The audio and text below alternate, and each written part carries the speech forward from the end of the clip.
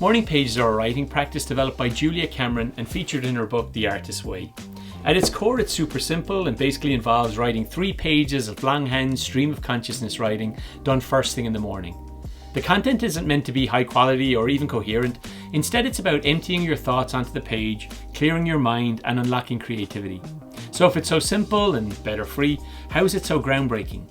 I've been writing morning pages for several years now, and in this video I'm going to break down 1. The scientific health benefits of writing, 2. My favourite morning pages setup, and 3. Some prompts to help you get started. So let's go. How's it going, folks? My name's Marcus. Welcome back to the channel. If you're new here on this channel, I like to talk about technology, EDC, and anything that can help us live a happier, balanced, more productive life. And today we're talking about the practice of morning pages. I'd like to thank the sponsor of this week's video, Paperlike, but more on them later. So as I said at the beginning, this video will be in 3 segments.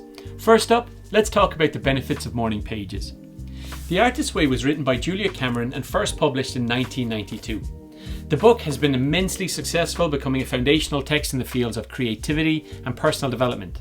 It's sold millions of copies worldwide, and it's been translated into many different languages. The primary goals of morning pages are to overcome those internal barriers, such as self-doubt or censorship, that inhibit your creative process, and this method helps in capturing random thoughts, ideas, worries and reflections, so helping you basically make sense of the thoughts that are bouncing around your head all the time.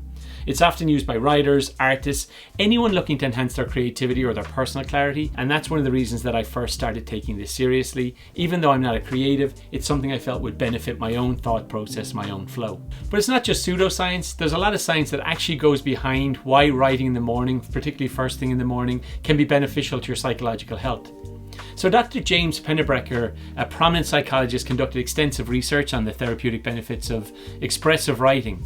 His experiments primarily focused on the effects of writing about emotional experiences and how this practice can influence psychological and physical health. In one of his experiments during the late 1980s, Pennebaker asked participants to write about their most traumatic life events for 15 to 20 minutes on 4 consecutive days. He compared their outcomes with a cohort of participants who were asked to write about superficial topics like sports or their favourite car, whatever. And the results of the experiments were absolutely groundbreaking. So number 1, it showed improved physical health. So participants who wrote about their traumatic experiences showed significant improvements in physical health, evidenced by the fact that they had fewer visits to clinical centres or to doctors following the experiment compared to the other cohort of people. 2. Psychological well-being. These participants also reported feeling increased psychological well-being and lower levels of depression and anxiety. So basically they had better mood levels compared to those who did not engage in expressive writing. 3. Enhanced immune function. Subsequent studies by Pennebaker revealed that expressive writing could lead to measurable changes in immune system functioning. So participants showed increased levels of something called lymphocyte. So they had increased levels of lymphocyte response, which is an indicator of immune system activity after the writing exercises. I didn't fully understand that. I'm just going to have to take it at face value that it's good for your immune system if you write expressively. 4. Long-term emotional recovery. Follow-up studies indicated that the effects of expressive writing helped people cope with long-term stress and trauma. So participants often experienced ongoing benefits such as better mood and higher quality of life after doing the expressive writing exercise. So hopefully I've convinced you there's actual health benefits of doing this. And I can report from my own personal experience, expressive writing and morning pages and other writings that I've done have helped reduce my own anxiety, helped me to heal past traumas, and to generally just help me to level up when times are hard. I'd like to take this opportunity to ask you to like, comment and subscribe to this channel. I love bringing you this kind of content, and I need your help for the algorithm to continue to find me. Okay, back to the content. Okay, let's move on to the second part of the video, my favorite morning pages setup. So hopefully I've convinced you to at least give morning pages a try, but what do you need to get started? It's very basic. You need 3 things. 1, a quiet place for the first 15 minutes of your day. 2, paper and pen if you prefer to write on paper, or an iPad and stylus if you prefer digital. And 3, an open mind to get started. So let's talk about the first 15 minutes of your day. I get it. I've got 2 small kids and they wake me up at 6:30 in the morning.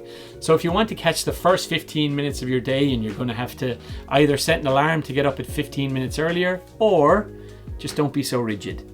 For the first several months of morning pages, I set an alarm and I lost sleep. And after time, I found that just grabbing a coffee when the kids were off to school and I was able to sit at my desk for the first time was actually almost as beneficial as torturing myself and getting out of bed specifically to do it. So for me, I make the time when I can, which is usually about an hour after I get up. So it's not perfect, it's not the letter of the law, but it works for me. And I do have a dedicated space in my office purely for note-taking and for writing these pages. That was something that was important to me as well. Sometimes I put on a record in the background, or sometimes I'll open a window and let the cold morning air in. You know, this is like your mindfulness moment in the day. It's just 15 minutes of your day dedicated to you and your thoughts, all those things that are flashing through your head. So let's talk about pen and paper. So for me, I've always journaled in my Tomoe River notebook, which is just really nice paper. I discovered Tomoe River Japanese paper about 5 years ago, and I decided on the spot that this is the only paper I'm going to write on for the rest of my life. It's that good. If you haven't tried it, I really think you should. Also, for me, it brings me joy to use a quality pen, and the satisfaction of having fluid ink on paper and passing time to fill the page with my thoughts is really a big part of this meditative experience. But when I'm traveling and don't trust losing my journal, with all of these, chaotic, my most inner demons on paper, I often use my iPad with my Apple Pencil, and this is where today's sponsor comes in. Handwriting on an iPad can feel foreign or straight up weird if you're not used to it. The frictionless feel of the Apple Pencil nib on glass does not have any of the satisfaction we feel from daily writing. So since 2017, I've been using the Paperlike screen protectors on all of my iPads, on my 12.9-inch iPad Pro, both my kids' 11-inch iPads, and my favorite of the lot, the iPad Mini 6. Hopefully they're bringing out a Mini 7 this week, maybe the Mini 7 Pro, who knows, fingers crossed. Paperlike is a revolutionary screen protector designed to mimic the texture and resistance of paper, enhancing the user experience for digital artists, note takers, and professionals who use stylus-driven devices. By providing a matte finish, Paperlike reduces glare and minimizes fingerprints, making it easier to view the on-screen under various lighting conditions. Its appeal lies in the ability to combine the digital flexibility of a tablet with the physical sensation of writing or sketching on paper, bridging the gap between traditional artistry and modern technology. This product not only protects the device's screen from scratches, wear, but also transforms the user experience into more user-friendly and authentic experiences, especially for those who miss the feel of pen on paper like I do. When I'm doing my morning pages on an iPad, I wouldn't be able to do it without Paperlike, and I'd like to thank Paperlike for sponsoring today's video. If you haven't tried Paperlike on your iPad, give them a go, you won't go back. Click the link in the description and receive a discount on your Paperlike screen protector today. Moving on to the third section of the video, some ideas to get you started. When I first started morning pages as a trial, I found the first couple of days were easy. I was super motivated, I had a lot of pent-up thoughts, and I was excited about the exercises, so things went super easy and flowed. But on the fourth or fifth day, I hit a bump in the road. I didn't have any thoughts, it was too early to be awake, and I was grumpy. And why was I sitting at this stupid desk with my stupid pen and some stupid Japanese paper anyway? So here's what you do on those days when you just can't get into the mood, you just don't feel like doing it. Here's some different prompts you can use that I've used that help me to get flowing when there's just nothing there. So one is start with a gratitude list.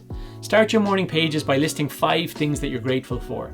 These can be simple things like a good cup of coffee, or significant, some sort of, how much you love your kids or you're happy with something that went really well in your life. Describe why each item is meaningful to you and how it impacts your daily life. This can set your mindset and kind of positively ease you into kind of more complex thoughts. So as you do the exercise, you might find yourself shifting to dumping more things out on the page. 2, talk about current challenges. What are the biggest challenges that you're facing right now, whether they're at work, in your personal relationships, or with your health? Detail what makes these challenges daunting and explore your feelings about them. Consider possible solutions or steps that might be able to address these issues.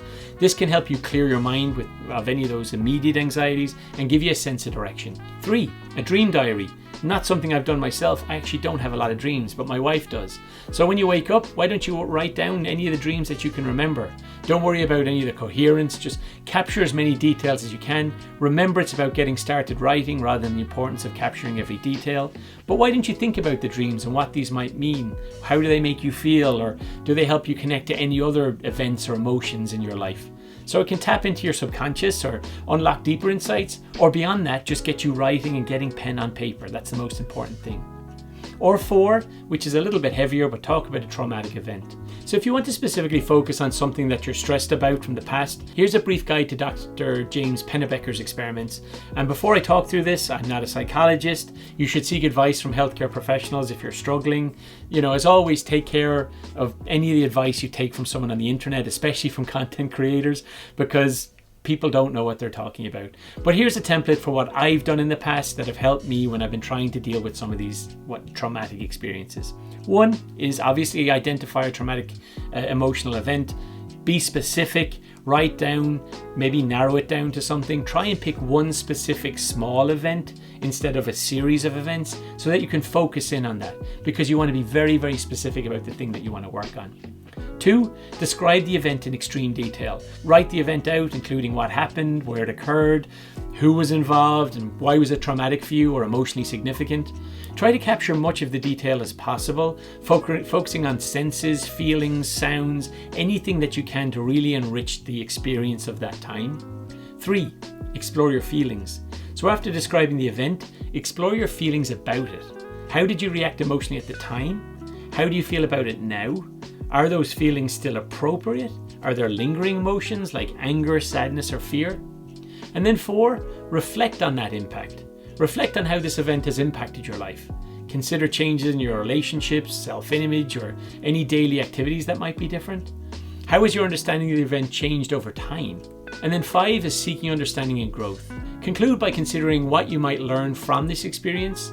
Are there any insights you've gained or changes that you've made? Now, and the most important thing about this one, if you are following the template, is to do it for 4 days in a row. You have to repeat it over several days. And each time you're trying to delve deeper into your understanding of the event and your emotions. So follow that template, but keep doing it day after day. Now, I found that when I did it, I actually wanted to write it on pieces of paper, disposable paper. I didn't want to read them again. I ended up burning them because I was so kind of worried about where these pages would end up, and didn't put them in my journal. But if that's something you're interested in, it's definitely a good template for going through one of those, maybe not traumatic, but something you're struggling to resolve from your past. I found it helped me. There's scientific evidence to suggest that it helps everybody, so why don't you give it a go? So whatever the reason you do morning pages, whether it's a stream of consciousness or a structured session with an end goal in sight, the power of taking 15 minutes to yourself in the morning to be alone with your own thoughts will 100% benefit you over time. What are some of the things that you like about writing if you already have a journaling practice? What are some of the things you'd like to do more of? Have you been doing morning pages and have you seen the benefit of it? Or do you think it's all nonsense and that the experiments that have happened in the past just don't really show that this is something beneficial for everyone to do? I'd love to know how you feel about it. It's been something very personal for me that I wanted to share on here because I do feel it will benefit anybody who tries it, but I'm also willing to accept that it's not for everyone. Thanks for watching the video. I hope you enjoyed it. Good luck.